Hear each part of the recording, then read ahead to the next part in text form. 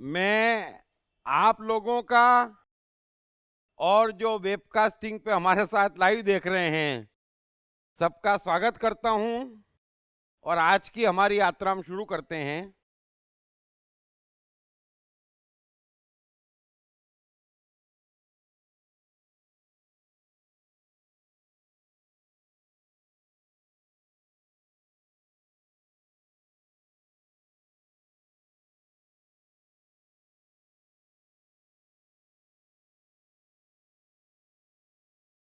आज का पहला श्लोक मैं लेता हूं कि अष्टावक्र जनक से कह रहे हैं कि तू श्रद्धा कर। इस बात को थोड़ा सा ध्यान से सुन लेना। अष्टावक्र जनक से कह रहे हैं कि तू श्रद्धा कर, इसमें मोह मत कर। तू ज्ञान स्वरूप भगवान स्वरूप आत्मा है तथा प्रकृति से परे है।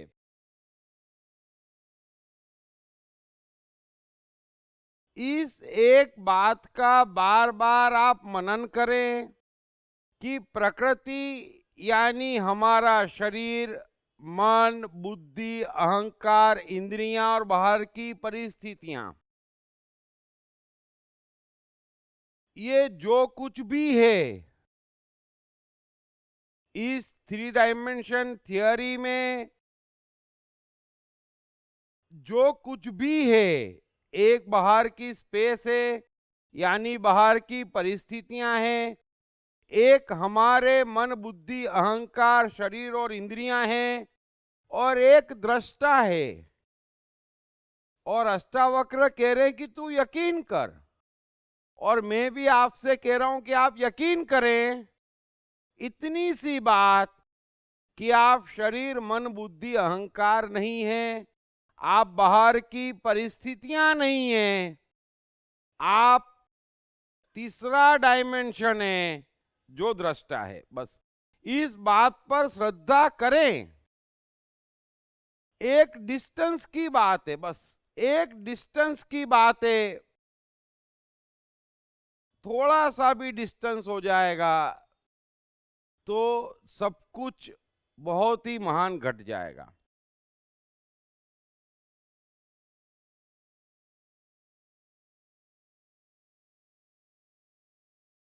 अब इसी बात को आगे बढ़ाते हुए अष्टावक्र कह रहे हैं कि गुणों से लिप्त यह शरीर रहता है, आता है और जाता है, किंतु यह आत्मा न जाने वाला है न आने वाला, तो इसके लिए क्यों सोच करता है। इस बात से अष्टावक्र सिर्फ यह समझाना चाहते हैं कि शरीर का धर्म शरीर का ही रहने वाला है। बड़े ध्यान से समझना, बार बार गीता में और बार बार अष्टावक्र भी यही बात कहते हैं।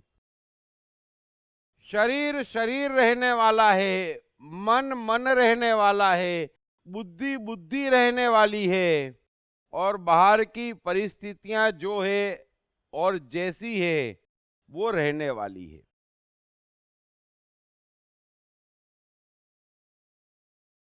यह जो अज्ञान की बातें हैं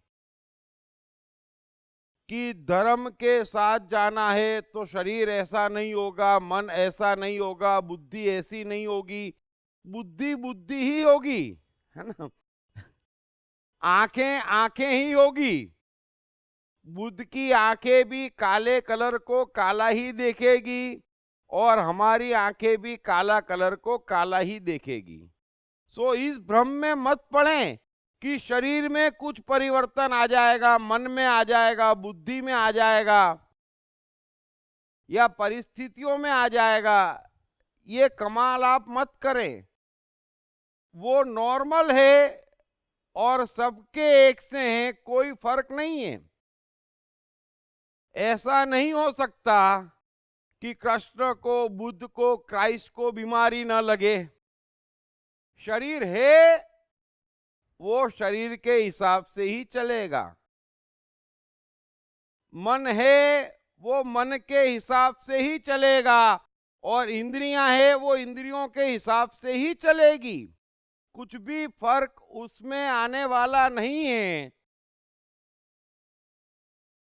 सो अष्टावक्र इतना ही कह रहे हैं कि यह जो शरीर है वो आता और जाता है, वो बदलता है, और जो दृष्टा है वो स्थिर है। बार बार यदि कृष्ण, यदि अष्टावक्र और यदि मैं इस बात पे जोर दे रहे हैं तो उसका मूलभूत कारण यह है कि मनुष्य इतना अधार्मिक नहीं है जितना इन अज्ञानियों ने उसे अधार्मिक सिद्ध कर दिया है, और फिर वो अधर्म के रास्ते जा रहा है कि शरीर तो, अरे बिना शरीर के क्या कर लोगे, न बांसुरी बजेगी न 56 भोग खा पाओगे, है ना।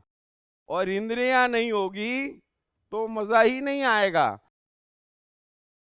सो इतनी सी बात अष्टावक्र कह रहे हैं कि तू अलग है और ये अलग है, और ये जैसे हैं वैसे हैं, है ना।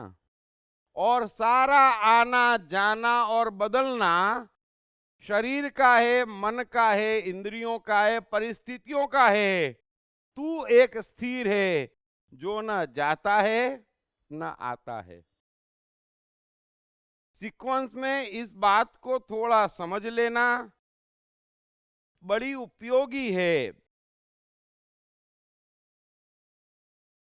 और वाकई में कहता हूं, यदि इंसान को ये बाहरी ज्ञान न हो इन अज्ञानियों का, तो इंसान को इतना कष्ट भी नहीं होता।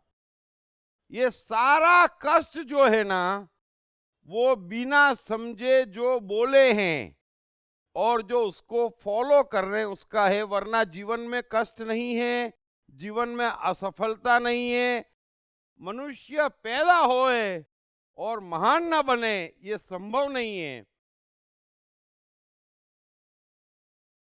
इसी श्रृंखला में आगे अष्टावक्र कह रहे हैं कि ये देह, ये शरीर चाहे कल्प के अंत तक रहे, चाहे अभी चला जाए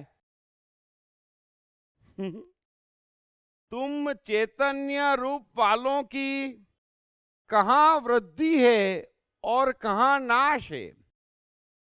मेहरबानी करके सूत्र एक बार फिर सुन लेना। अष्टावक्र कह रहे हैं कि यह देह, ये शरीर चाहे कल्प के अंत तक रहे, चाहे अभी चला जाए, तुम चैतन्य रूप वालों की कहां वृद्धि है और कहां नाश है।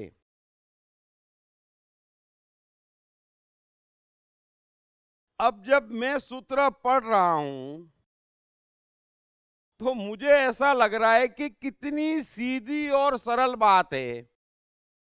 चाहे ये शरीर, समझ लेना, चाहे यह शरीर चांद तारों के मिटने के बाद भी रहे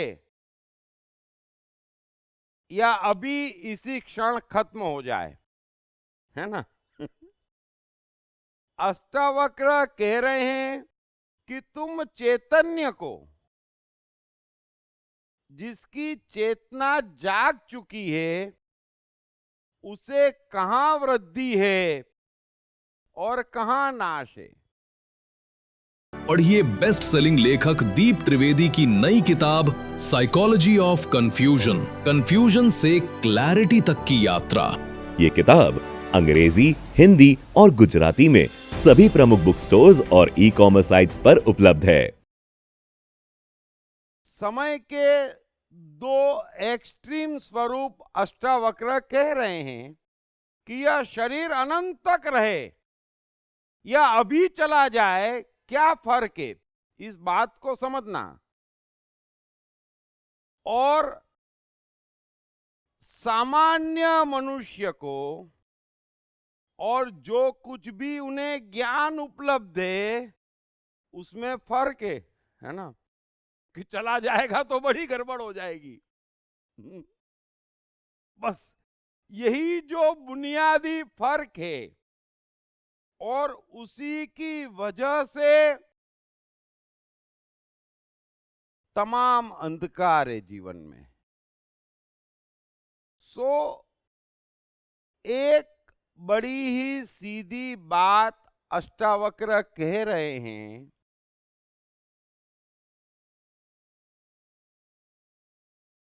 सूत्र एक बार फिर समझ लेना कि चैतन्य का अर्थ क्या होता है। आत्मा का, परमात्मा का अर्थ क्या होता है। ऐसी हवाई तो बातें कर दी गई है, और चित्र तो उससे भी ज्यादा हवाई बना दिए गए हैं ना, कहीं कसर ही नहीं छोड़ी है। अभी परमात्मा, गॉड, उसकी एक ही परिभाषा है, ओमनी प्रेजेंट। समझ लेना, वर्तमान, यह क्षण, बस वो तो परमात्मा है। और जो इस क्षण में परमात्मा एक बार देख लिया ना, वो कल्पना ही नहीं कर सकता कि उसके जीवन में कितनी तेजी से कितने चमत्कार होना शुरू हो जाएंगे। लेकिन मामला ऐसा है कि कोई भी यहां इस क्षण में नहीं है ना। अब क्षण के बाहर आप भविष्य में हैं कि बुढ़ापे में क्या होगा, मेरे बच्चे का क्या होगा। चलो ठीक है, आप तो फिर भी ठीक हैं, लेकिन स्वर्ग में क्या होगा, जरा कल्पना तो करें इनकी। वहां पर भी कुछ नया नहीं होगा। तुम यहां पे भी मांग के खा रहे हो, वहां पे भी मांग के खाओगे। फर्क इतना ही है कि यहां पर अज्ञानतावश ये लोग बेचारे तुम्हें कुछ मान सम्मान, भोजन, पानी, पैसे दे रहे हैं, वहां ज्ञानी बैठे हैं, डंडे ही पड़ेंगे, है ना। स्वर्ग में क्या होगा, नरक में क्या होगा, अरे परमात्मा अभी है। बस इस एक बात को समझ लो आप, और इतनी ही रेंज जो बना लेगा। कल क्या हुआ था कोई फर्क नहीं पड़ता। यह भी अज्ञान है, कितनी बार मैं कहता हूं। कृष्ण कहते हैं कि तू पापियों से भी अधिक पाप करने वाला है, दुनिया में सबसे बड़ा पापी तू है। तो भी पल भर में तमाम पाप समुद्र से तर जाएगा और धर्मात्मा हो जाएगा। अभी कल क्या किया था उसका वर्तमान परमात्मा से क्या लेना देना है, उसका भी टेंशन पलवाते। बालक 20 जन्म पहले, न 25 जन्म पहले, न कर्मों की श्रृंखला, न आने वाले जन्मों की श्रृंखला, न अरे पागलों माफ करो, और आप बचाओ अपने आप को। तो यह पल है उसमें कुछ चीज भीतर है और कुछ चीज बाहर है। जो भी भीतर है इस पल वो परमात्मा है, जो भी बाहर है इस पल, जो भी बाहर है इस पल वो परमात्मा है।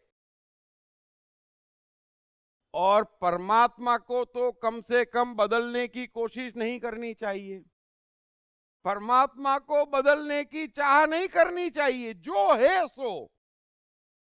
इसीलिए पूरी गीता में कृष्ण पाप पाप पाप कहते हैं कि क्या है भीतर ज्यादा से ज्यादा और क्या है बाहर ज्यादा से ज्यादा। अर्जुन को यही तो कह रहे, बाहर क्या है, छोटा मोटा युद्ध 1000-2000 को मारना है, उसमें गुरु भी है, भाई भी है, ताते, इतनी उठापटक क्या हो गई उसमें? तेरे को ये किसने ज्ञान दे दिया कि इसमें परमात्मा नहीं है?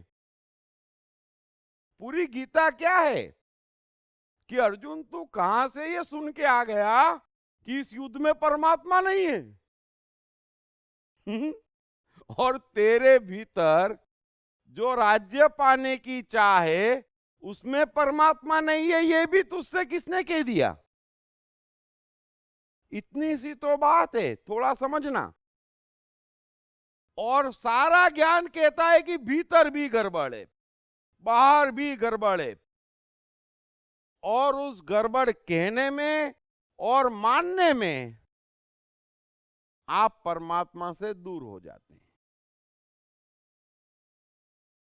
सो यदि जो भीतर है वो परमात्मा है, जो बाहर है वो परमात्मा है, और उतना ही मेरे पास जीवन है, और आप कल्पना नहीं कर सकते, मैं कितनी बार कहता हूं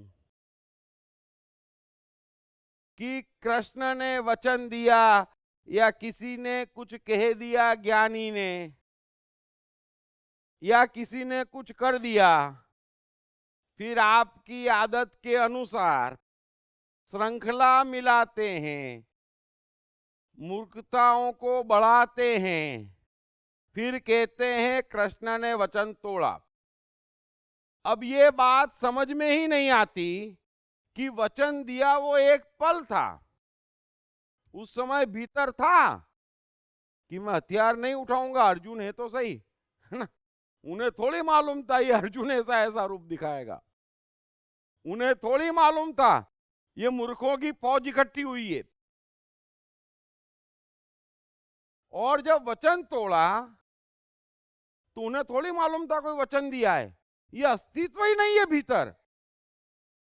मैं कितनी बार पहले लेक्चर से कह रहा हूं कि मैंने जो एक बार बोल दिया वो दोबारा नहीं बोलूंगा, बोल ही नहीं सकता, संभव ही नहीं है, वो बात ही चली गई। अभी कबीर ने एक दोहा कह दिया, बात समाप्त हो गई। फिर अगले दिन आप जाएंगे, फिर वो का वही दोहा आएगा, ऐसा कहीं होता है? जो सांस इस पल आपने ले ली, फिर अगले पल वो की वही सांस थोड़ी आनी है, वो की वही हवा नहीं आनी है। थोड़ा समझते क्यों नहीं है? सो ये जो रेंज है इस पल की, अंदर भी अस्तित्व उतना ही है। अब दिक्कत ये है कि न जाने कितना पुराना भरा हुआ है, न जाने कितनी यादें हैं और न जाने कितना भविष्य है, तो उन लोगों को फर्क पड़ता है ना? फिर तो बड़ा फर्क पड़ता है ना? और हर कोई यही समझता है कि मैं चला गया ना, दुनिया खत्म। हर कोई ये समझता है। सवाल ये है कि मुझे एक पल जीना है, एक पल का परमात्मा है, वो मेरी रेंज है, उतना ही मेरे हाथ में है और उतना ही है ना? कल का आज से कोई ताल्लुक नहीं है और आज का कल से कोई ताल्लुक नहीं है, ये मूर्खताएं हैं।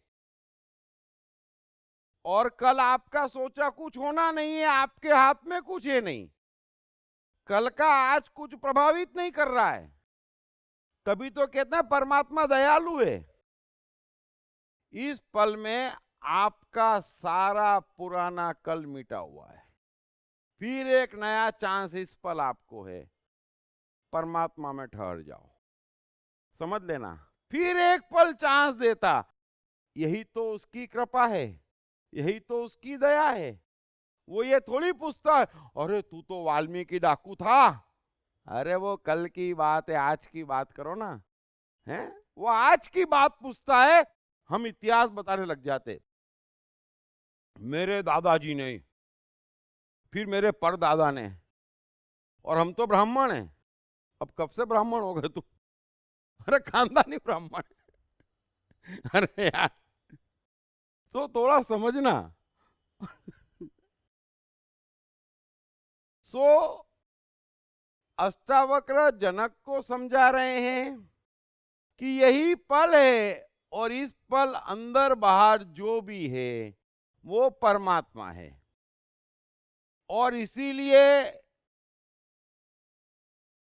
आपको विश्वास दिलाने के लिए जो ज्ञानी हैं, जो सत्य में जीने वाले हैं, जो सत्य कहने वाले हैं, वे सदाचारी, यानी कि अच्छी अच्छी बातों की तो बात ही नहीं करते, है ना, कि सत्य बोलो बालक, ये करो वो करो।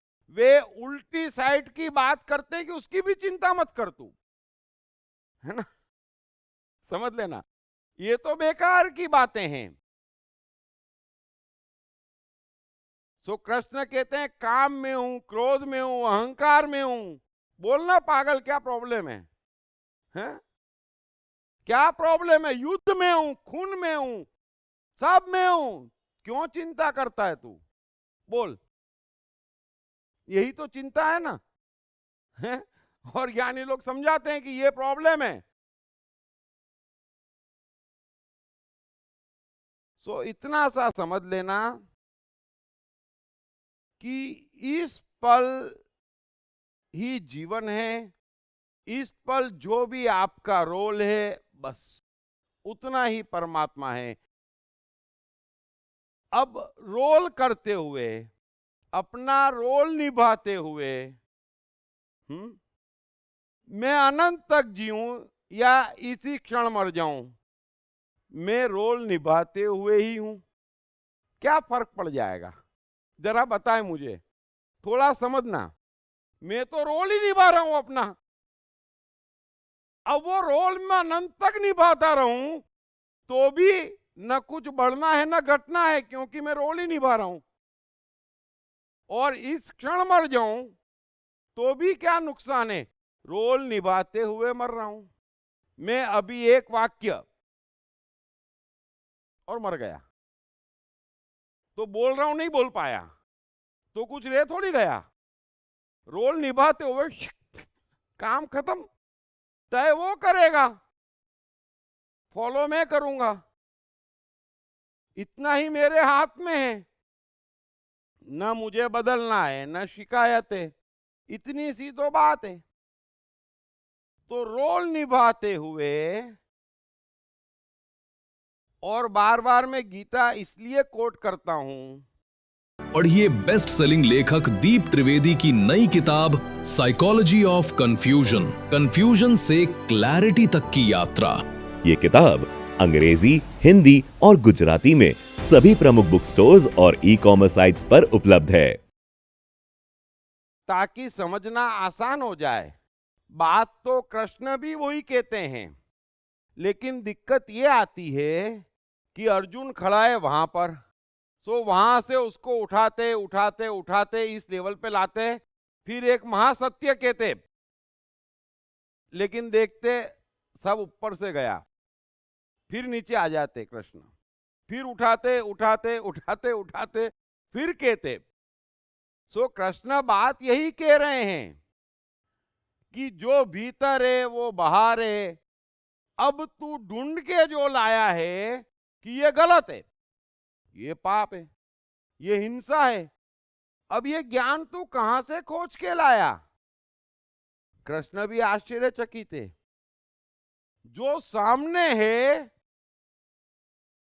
उसमें आपका रोल है उसको बदलने की बात। और किस बल पे खोज के लाया? ज्ञान के बल पे। हवाला शास्त्रों का देता है ना, हर कोई यहां पर ज्ञान के बल पे। वो युधिष्ठिर भी ज्ञान के बल पे। मैं तो झूठ नहीं बोलूंगा। अबे कृष्ण बोल रहे हैं कि झूठ तो तू नहीं बोलेगा और मर ये सब जाएंगे। ऐसे कैसे नहीं बोलेगा? हैं? कोई कमाल है?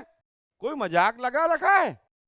अरे परमात्मा ने रोल दिया है और अच्छा है तू इतने साल सत्य बोला तो तेरी रेपुटेशन है।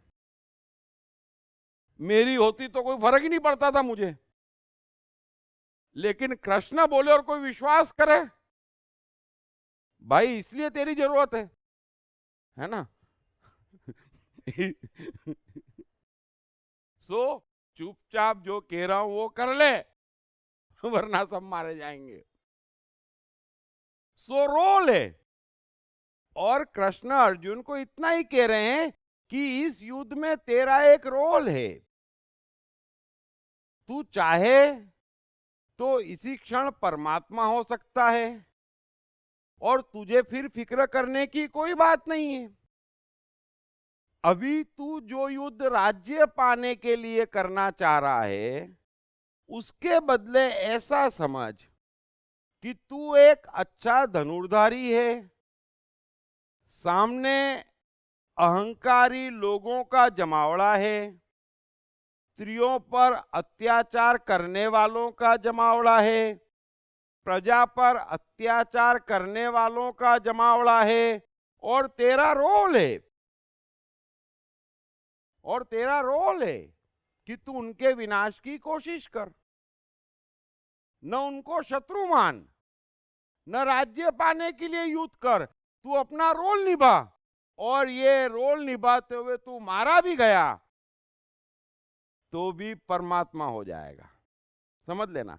सो रोल निभाते हुए व्यक्ति को अनंत तक जिए या इस पल चला जाए कोई फर्क नहीं पड़ता है ना? मैं मोहम्मद का किस्सा इसीलिए अक्सर सुनाता हूं कि शत्रु उनके पीछे पड़े, साथी सिपाही परेशान कि क्या होगा। मोहम्मद हंसते हुए कहते हैं, यदि हमारा रोल इस संसार में खत्म हो गया होगा तो शत्रु खोज लेंगे और मार डालेंगे। हमारा रोल बाकी होगा तो नहीं खोज पाएंगे, इसके अलावा और कुछ नहीं होगा, है ना?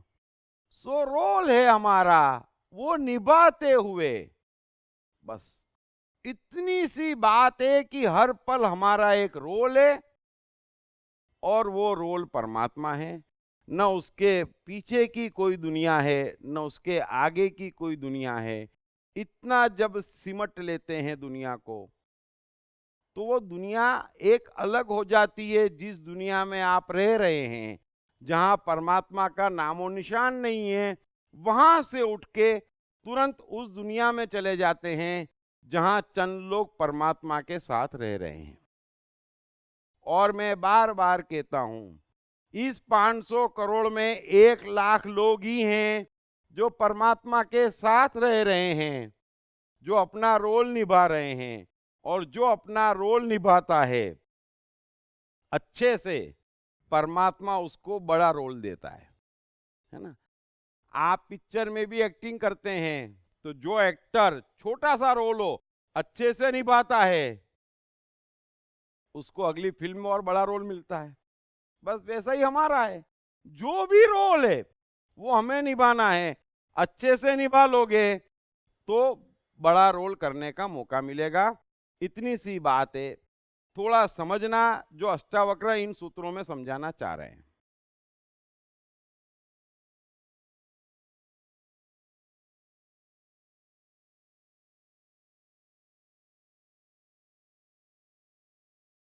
आगे अष्टावक्र कह रहे हैं कि तुझ अनंत महासमुद्र में विश्व रूप तरंग अपने स्वभाव से उदय और अस्त को प्राप्त होती है, किंतु न तेरी वृद्धि है न नाश है।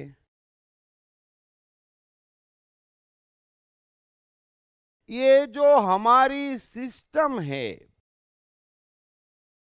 शरीर, मन, बुद्धि, अहंकार और इंद्रियां, अष्टावक्र कह रहे हैं कि इनमें स्वभाव से ही तरंगे उठती है। इन पांचों में से कोई भी एक पल बिना कर्म किए शांति से नहीं बैठता है। यह भी अज्ञानी लोग खोज के ले आए। आत्मा पा लेता है, बैठ जाता है। अरे बाप रे बाप, तब तो पाना ही नहीं भैया, हैं? बैठ जाता है। बोले क्यों बैठ जाता है भाई? क्या परमात्मा उसको किसी लायक नहीं समझता है? बैठ क्यों जाता है वो? बोले बैठ गए, वो तो ध्यान में बैठ गए। अच्छा, यानी किसी काम के नहीं बचे अब। जरा समझना इस बात को। सो स्वभाव से ही उदय होती है और स्वभाव से ही अस्त होती है। कृष्ण कहते हैं कि मनुष्य पल भर को भी बिना कर्म किए नहीं रह सकता है। लगातार चालू है चक्की। शरीर को भी समय से भूख लगती है, आराम की इच्छा होती है, थकान होती है, सांस लेना पड़ती है, सब कुछ करना ही पड़ता है और यह प्रक्रिया निरंतर चालू है। लेकिन तू इससे अलग है और ये तेरी नहीं है। बस इतना सा ज्ञान है। तू इससे अलग है और ये तेरी नहीं है। तेरे करने से वहां कुछ नहीं हो रहा है। वो भी एक अपनी ही दुनिया है। समझ लेना, वो भी एक अपनी ही दुनिया है और वो दुनिया भी परमात्मा के नियंत्रण में है। जो कुछ भी जिसके अंदर आ रहा है, आप विश्वास जानो, वो परमात्मा भेज रहा है। जो कुछ भी जिसके अंदर आ रहा है, वो परमात्मा भेज रहा है। उसको आप बदलना मत चाहो। आप बदल सकते नहीं हैं। बदलने की प्रक्रिया में विकृत हो गए हैं और उसी विकृतता के कारण कैसे कैसे ख्याल आने लग गए हैं। बच्चे हैं, उनको भी सब ऑटोमेटिक आ रहा है, लेकिन कितना प्यारा प्यारा आता है। फिर हमको ये सब कहां से आने लग गया? खिलाफ जाने के कारण कि ये तो नहीं चलेगा, ये तो नहीं है, तो भी लाना ही पड़ेगा। नहीं। सो अष्टावक्र जनक से कह रहे हैं कि जो कुछ भी तेरे भीतर है, वो स्वभाव से उदय और अस्त हो रहा है। होने दे, तू मुक्त हो जा। मैं भी आपसे कह रहा हूं, आप इसको खुला छोड़ दो। ये पांचों परमात्मा के अधीन हैं, उसको परमात्मा के अधीन छोड़ दो। आप किसी भी ज्ञान, किसी भी चाह के बल पे, किसी भी पाप पुण्य अच्छा बुरा के बल पे उसमें कुछ इंटरफियर मत करो। ये चलती चाकी है, उसे चलने दो।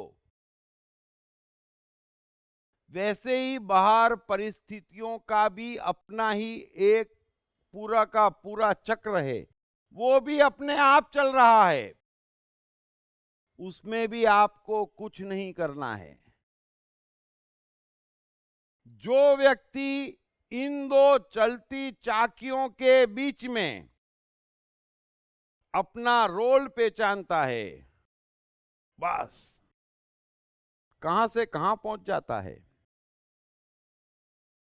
अभी आपने पढ़ा होगा, एक छोटा सा बच्चा 8वीं फेल, फिर नहीं हुआ पढ़ने का मन। क्या नाम है उसका? तृष्णित अरोरा।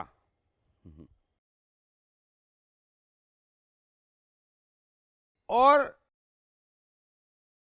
कंप्यूटर में खेलते खेलते आज वो करोड़ों रुपए का मालिक हो गया। उम्र अभी 23 वर्ष है। अब सवाल ये है, और भारत की बात नहीं है, ईरान, इराक, जहां पर ऐसा जीवन है वहां पर भी बच्चे चमत्कार कर रहे हैं। कहां से कहां पहुंच रहे हैं। इस पूरे विज्ञान को समझें कि ये दोनों चक्की अपने आप चल रही है, सिर्फ उसे चलने देना है, और चलने देना है तो किसी ज्ञान की आवश्यकता नहीं है, बस। और जिसने भी इन दोनों चक्कियों को चलने दिया, जिस माता पिता ने, जिस सोसाइटी ने, जिसने भी, उस बच्चे को इंतजार करने की जरूरत नहीं है।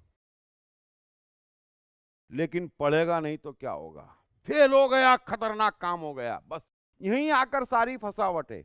ऐसा हो गया, ऐसा कर दिया, कीचड़ में खेल लिया, स्कूल नहीं गया, पिक्चर भाग गया।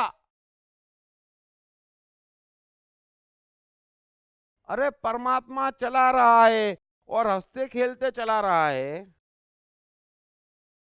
स्वीकार्य नहीं है।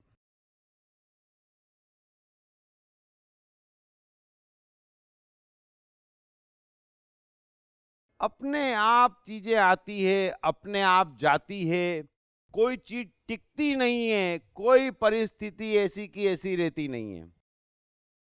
मन में, शरीर में, इंद्रियों में कुछ भी वैसा का वैसा रहता नहीं है। कोई ये नहीं कह सकता, है ना, कि मुझे आजीवन उपवास करने हैं। कोई ये भी नहीं कह सकता कि मुझे हर 15 मिनट में 3 समोसे खाने हैं। कुछ भी टिकने वाला नहीं है, तो क्यों चिंता करते हो। अपने स्वभाव से उदय होती, अपने स्वभाव से अस्त होती, फिर दूसरी चीज आती, फिर तीसरी चीज आती। थोड़ा इस आर्ट को समझो, एक चक्की भीतर है, एक चक्की बाहर है, और आप दोनों के बीच में पीस रहे हो, क्योंकि भीतर की चक्की को भी बदलना चाहते, बाहर की चक्की को भी बदलना चाहते, लेकिन समझ नहीं रहे हैं कि दोनों चलती चाकी में आपका रोल है, दोनों का सामंजस्य है। दोनों चक्की परमात्मा के हेड और टेल है आपके लिए, बस दोनों में सामंजस्य बिठाना है। मन और परिस्थितियों का, हमारे अस्तित्व और परिस्थितियों का मिलन होना चाहिए हर पल। उसी को रास कहते हैं। और रास करते हुए जीवन बीत रहा है, तो मैं रास अनंत तक करूं या रास करते हुए मेरे प्राण निकल जाए, मैं तो रास में ही हूं, है ना। आपको अलग अलग लगता है ना, कि पिज्जा नहीं, और वो क्या, वो कौन सी, एक तो मुझे बहुत ज्यादा मालूम नहीं, वो फरियाली खिचड़ी, वो साबूदाना की। अच्छा, क्या फर्क है। रास करने की कला नहीं है और बकवास कर रहे हैं। अरे रास करने वाले दुनिया में किसी भी चीज से रास कर लेते हैं, ये समझ लेना। सो जितना हो सके, कृष्ण गीता में कहते हैं अर्जुन को कि ये बड़ा ही सहज, सरल और तुरंत उद्धार करने वाला है, बाकी सब कॉम्प्लिकेटेड है। अपना विनाश करना कॉम्प्लिकेटेड है, अपना उद्धार करना बिल्कुल आसान है। अब वो क्यों नहीं होता। और अष्टावक्र है, सीधा ज्ञान है, क्या दिक्कत है। सो 3 चीजें हैं, एक दृष्टा है जो आप है, एक मन का यानी आपकी सिस्टम का ऑटोमेशन है, और एक बाहर परिस्थितियां हैं, बस। सब कुछ अपने आप चल रहा है और उसे चलने देना है। जो बीच में आता है वो अहंकार है। अहंकार क्या है। जो बीच में आ रहा है। और बीच में कौन आता है? ज्ञान। इसीलिए सारे ज्ञान अहंकार हैं। कबीर का ज्ञान है, अहंकार शून्य है। तो कितना प्यारा लगता है। क्राइस्ट बोलते हैं अहंकार शून्य है, कितना प्यारा लगता है ना। कि बुरा जो देखन में चलिया, बुरा न दिख्या कोय, मन जो आपनो देखो मुझसे बुरा न कोय।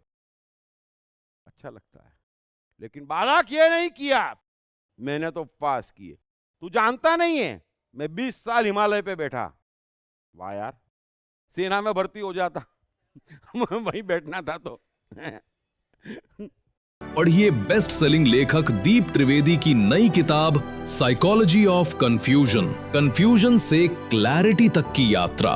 ये किताब अंग्रेजी, हिंदी और गुजराती में सभी प्रमुख बुक स्टोर्स और ई-कॉमर्स साइट्स पर उपलब्ध है।